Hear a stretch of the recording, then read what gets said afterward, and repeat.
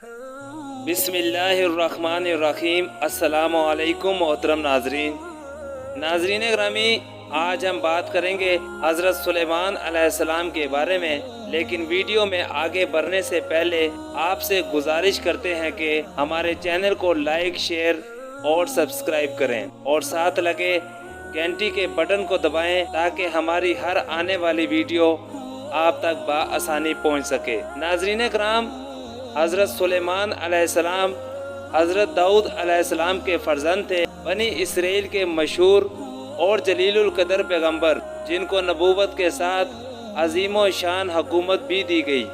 انسانوں کے علاوہ جنات اور حیوانات بھی آپ کے تابع تھے۔ قرآن کریم میں 16 مقامات پر آپ کا ذکر آیا ہے اور آپ کی زندگی کے مختلف پہلوؤں پر روشنی ڈالی گئی۔ آپ بچپن ہی سے ہونہار تھے اور اپنے والد ماجد کے ساتھ فعل و مقدمات کے اہم کام میں شریک تھے۔ ایک مرتبہ حضرت داؤد علیہ السلام کے دربار میں 2 شخص حاضر ہوئے۔ ایک نے دوسرے پر دعویٰ کیا کہ اس کی بکری میرے کھیت میں آ گھسی اور سارا کھیت برباد کر دیا۔ حضرت داؤد علیہ السلام نے فیصلہ کیا، نقصان مدعی کی کھیتی غلہ کی قیمت کے برابر ہے، لہٰذا مدعا علیہ اپنا غلہ مدعی کو دے دے۔ حضرت سلیمان علیہ السلام نے فرمایا، آپ کا فیصلہ صحیح ہے، لیکن بہتر صورت یہ ہے کہ مدعا علیہ کا ریور مدعی کو دے دیا جائے اور اس کو اجازت دی جائے کہ وہ اس سے فائدہ اٹھائے، اور مدعی کا کھیت مدعا علیہ کے حوالے کر دیا جائے کہ وہ اسے بوئے۔ جب کھیت کی کھیتی پورے طور پر تیار ہو جائے تو مدعی کو اس کی کھیتی دلا دی جائے اور مدعا علیہ کو اس کا ریور واپس کر دیا جائے۔ حضرت داؤد علیہ السلام نے بھی اس فیصلے کی تحسین فرمائی اور اپنے فیصلے سے رجوع کیا، اگرچہ فیصلہ ان کا بھی صحیح تھا۔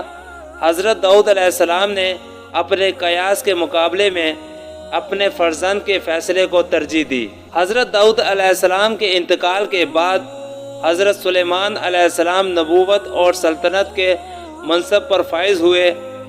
حضرت سلیمان علیہ السلام حضرت داؤد علیہ السلام کے وارث ہوئے۔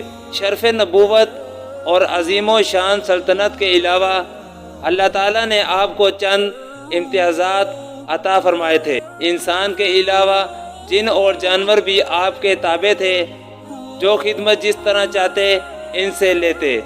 جنات آپ کے حکم پر قلعے، عبادت گاہیں، تصاویر و نقوش اور بڑی بڑی دیگیں جو زمین میں گری رہتی تھی بناتے تھے۔ پرندے آپ کے حکم کے انتظار میں پر باندھے کھڑے رہتے تھے۔ چنانچہ بیت المقدس کی تعمیر میں جنہوں نے کام کیا اور ہدہد نے ملک سبا کے دربار میں پیغمبری کی خدمت انجام دی۔ اللہ تعالیٰ نے آپ کو جانوروں کی بولیاں سمجھنے کا علم دیا تھا۔ آپ اسی طرح جانوروں کی زبان سمجھتے تھے جیسے انسانوں کی۔ چنانچہ جب وادی نمل سے آپ کا گزر ہوا تو چونٹیوں کے سردار نے چونٹیوں کو حکم دیا کہ اپنے بلوں میں گھس جائیں، ایسا نہ ہو کہ لشکر سلیمان ان کو رون ڈالے۔ تو سلیمان علیہ السلام یہ ہدایت سن کر ہنس پڑے۔ اللہ تعالیٰ نے ہوا کو آپ کے لیے مختصر کر دیا۔ حضرت سلیمان علیہ السلام اپنے ہوائی تخت پر سوار ہو کر شام سے یمن اور یمن سے شام جاتے اور 1 مہینے کا سفر آدھے دن میں طے کر لیتے۔ اس سلطنت و حکومت اور وسائل دولت کے باوجود آپ اپنی روزی ٹوکریاں بنا کر حاصل کیا کرتے تھے۔ ایک دن سلیمان علیہ السلام نے پرندوں کا جائزہ لیا تو ہدہد نہ پایا۔ فرمایا، کیا بات ہے، میں ہدہد کو نہیں دیکھتا، کیا وہ موجود نہیں ہے؟ اگر وہ بے اجازت موجود نہیں ہے تو میں اسے ضرور سخت سزا دوں گا، یا اسے ذبح کر ڈالوں گا، یا وہ میرے سامنے غیر حاضری کی کوئی معقول وجہ پیش کرے۔ پھر زیادہ دیر نہ لگی کہ وہ حاضر ہو گیا اور کہا کہ مجھ کو ایسی خبر معلوم ہوئی جو اب تک آپ کو معلوم نہ تھی، اور میں شہر سبا سے ایک تحقیقی خبر لے کر آیا ہوں، اور وہ یہ ہے کہ میں نے دیکھا کہ ایک عورت ان کی ملکہ ہے اور ہر طرح کے سازو سامان سلطنت اس کو میسر ہے اور اس کا ایک بڑا تخت ہے۔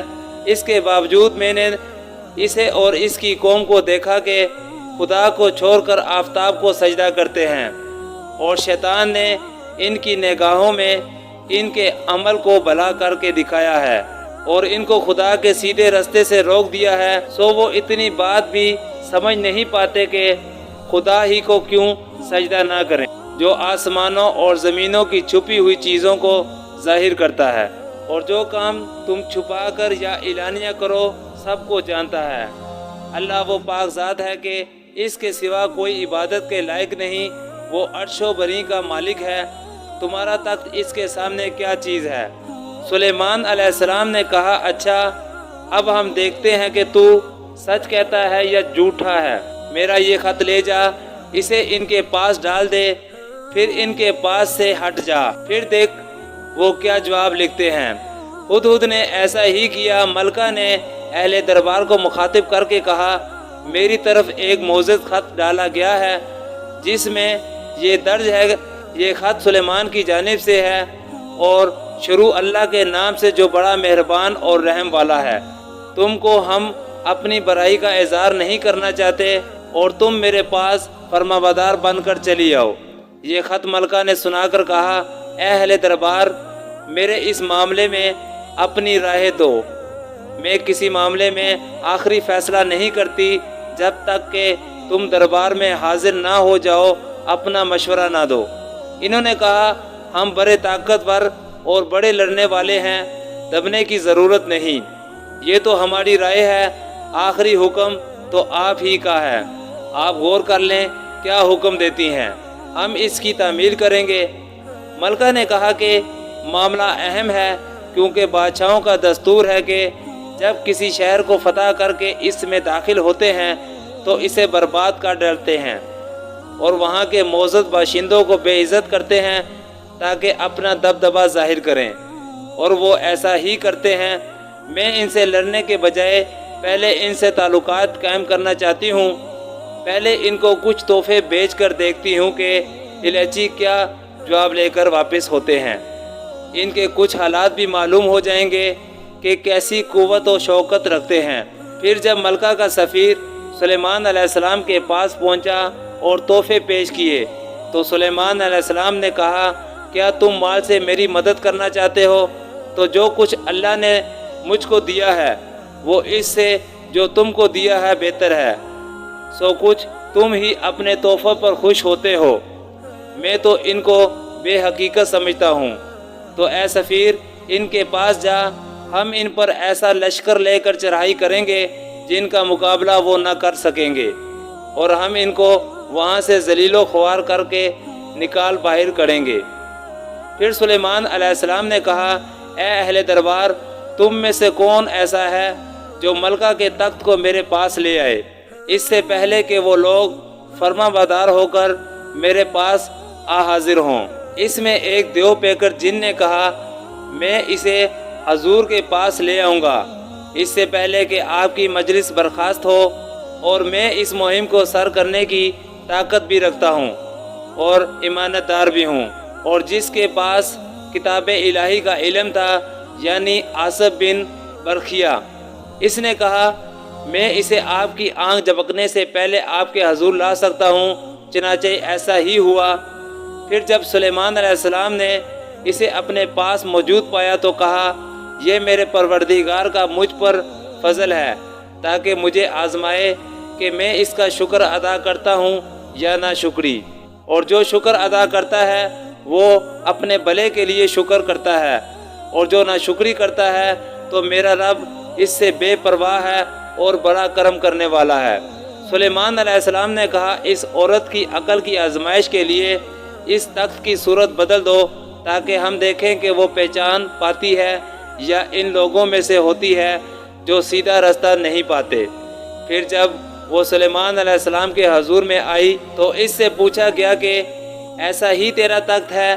اس نے کہا، گویا کہ یہ وہی ہے، اور ہم کو خدا کی طرف سے قدرت یافتہ ہونے کا پہلے ہی علم ہو چکا تھا، اور ہم آپ کے خدا کے فرمانبردار ہیں، اور اب تک اس اقرار سے روک رکھا تھا اس کی مشرکانہ ذہنیت نے۔ بے شک وہ کافروں کی قوم سے تھی۔ پھر اس سے کہا گیا کہ شاہی محل میں تشریف لے چلیں، تو جب اس نے محل کو دیکھا جو شیشے کا بنا ہوا تھا تو سمجھی کہ گہرا پانی بہہ رہا ہے، اور اپنے پونچے اٹھا کر اپنی پنڈلیوں کو کھول لیا۔ پھر کسی نے دیکھ کر کہا یہ تو شیش محل ہے جس کے فرش میں بھی شیشے جڑے ہوئے ہیں۔ اپنی غلطی معلوم کر کے بولی اے میرے پروردگار، میں سلیمان کے ساتھ ایمان لاتی ہوں، اس خدا پر جو سب جہانوں کا پروردگار ہے۔ ناظرین گرامی، یہاں ہماری ویڈیو اپنے اختتام کو پہنچی ہے۔ اجازت دیجیے، اللہ حافظ۔